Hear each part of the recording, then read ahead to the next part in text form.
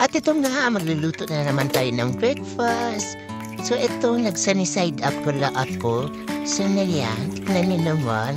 Ang ganda ng pagka-fried ko.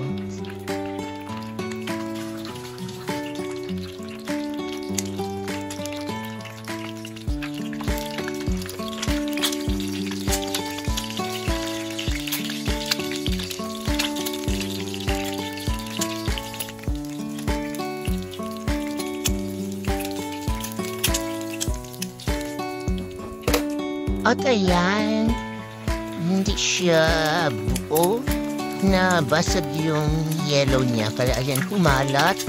So, pero ox lang yan. Okay lang yan. Masarap pa rin yan.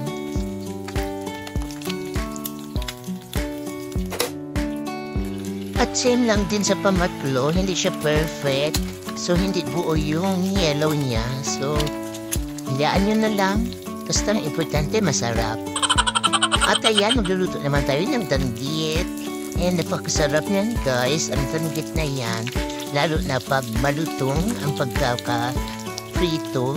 So ayan. Kaso lang napakamahal. Grabe ang mahal. 700 plus pala ang kilo niyan, guys. Pero ilang piraso lang yung kinuha ko. Para mga nasa 10 piraso lang.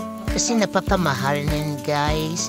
Pero sulit naman. Lalo na kapag may sukat, bawang kang sabsawan at samahan mo na rin ng sili.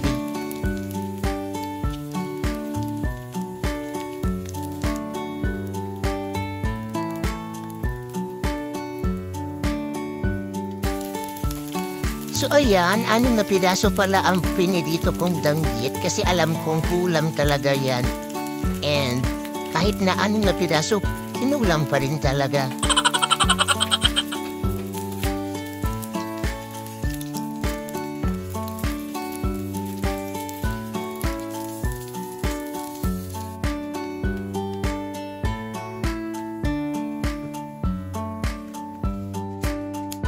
At itong panghuling niluto ko for breakfast, ang chorizo. Ayan guys, ang sarap niyan, ng chorizo na yan.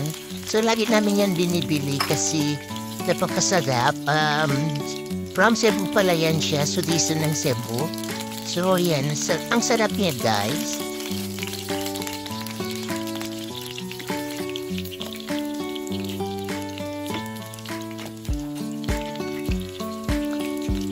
Ayan, malapit na maluto.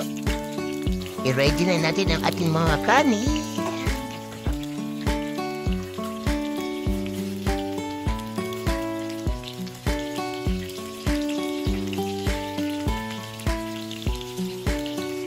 Thank you for watching. Bye!